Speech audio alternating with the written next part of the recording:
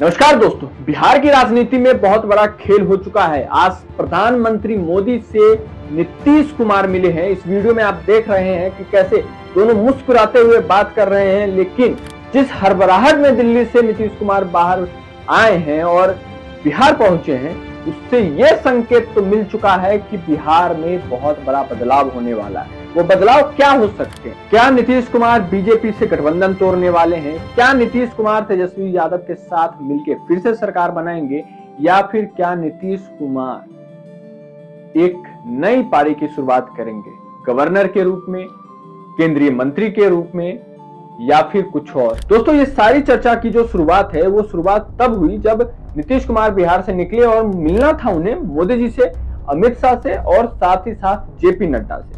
पहले तो ये बताया जा रहा था कि एक शिष्टाचार वेट है। एग्जिट पोल आ चुके हैं और एग्जिट पोल में आराम से और बहुत ही बेहतरीन ढंग से बीजेपी बढ़त में है और पिछली बार से भी ज्यादा सीट ला करके जीतती हुई दिख रही है, जिसकी जो पुष्टि है वो कल हो ही जाएगी। लेकिन एक बड़ा जो बदलाव आपको देखने को मिलेगा कि नीतीश कुमार प्रधानमंत्री मोदी जी से तो मिले, और वो मीटिंग भी कोई 2 मिनट 3 मिनट की नहीं हुई, लगभग 20 मिनट की मीटिंग हुई। लेकिन 20 मिनट की मीटिंग के बाद अमित शाह से मिले बिना, जेपी नड्डा से मिले बिना वो बिहार वापस लौट आए। आपको याद होगा कि जब भी इस तरह से नीतीश कुमार करते हैं, लास्ट टाइम आप देख ले इंडिया अलायंस के साथ उनका गठबंधन था, तब वो जब गए थे मीटिंग में तो आधी अधूरी मीटिंग छोड़ के आ गए थे और किस तरह से उन्होंने सरकार बदल लिया था। फिर लास्ट टाइम एक बार और दिल्ली में मीटिंग हुई थी और बीजेपी की मीटिंग के जो गठबंधन वाली मीटिंग थी, उस मीटिंग से बाहर निकले थे, बिहार पहुंचे थे और फिर सरकार पलट गई थी। और आपको ये भी याद होगा कि तेजस्वी यादव पिछले दिनों ये भी कह रहे थे कि चाचा फिर से पलटी मारेंगे। तो क्या सच में चाचा पलटी मारेंगे? ये बड़ा सवाल है। लेकिन आपको एक बात और याद दिला दूं कि जो जेडीयू के राष्ट्रीय अध्यक्ष हैं वो खुद नीतीश कुमार भी हैं। तो इस बात पे भी चर्चा हो सकती है कि कौन से केंद्रीय मंत्री और केंद्रीय राज्य मंत्री उनके पार्टी से बनाए जाएंगे और क्या है उनके पार्टी का सजेशन। इस बात की भी चर्चा के लिए वो जा सकते हैं। लेकिन जिस तरह से वो बिना मिले निकले हैं दिल्ली से बिहार की तरफ, एक बात तो निश्चित है कि बिहार में एक बदलाव तो होगा ही होगा, ये निश्चित रूप से है।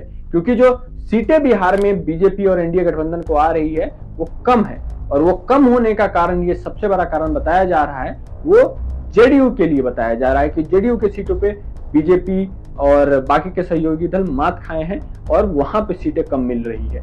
और इस वजह से ये चर्चा होनी शुरू हो गई है कि क्या नीतीश कुमार सत्ता परिवर्तन करेंगे या फिर एक नई पारी की शुरुआत करेंगे। आपको बता दूं कि कुछ दिन पहले मैं बिहार भी गया था, कई लोकसभा कवर भी किए थे आपके लिए, और कई अपनी वीडियो में मैंने ये बात हमेशा आपके सामने रखी है कि नीतीश कुमार की जो लोकप्रियता है वो धीरे धीरे कम होती जा रही है और लोगों के बीच एक रोष उत्पन्न हो रहा है।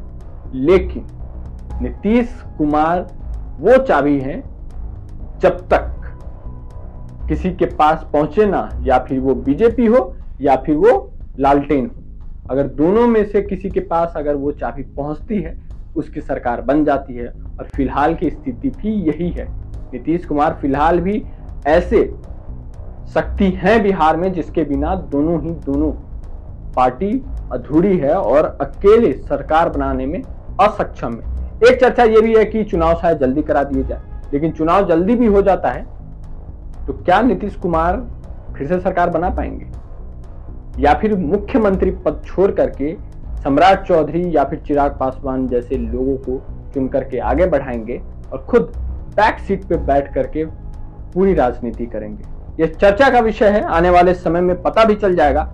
आपको क्या लगता है? कमेंट में बताइए कि क्या नीतीश कुमार को सम्मानजनक इस्तीफा दे करके एक नई पारी की शुरुआत करनी चाहिए, गवर्नर बन के, उपराष्ट्रपति बन करके आराम से एक नई राजनीतिक पारी शुरुआत करनी चाहिए, या फिर मुख्यमंत्री बने रहना चाहिए? क्योंकि लोकप्रियता में तो कमी हुई है, इस बात से कोई इनकार नहीं कर सकता। चैनल पे नए तो सब्सक्राइब कीजिए और अपना बहुत ज्यादा ख्याल रखिए। मिलते हैं अगले वीडियो में।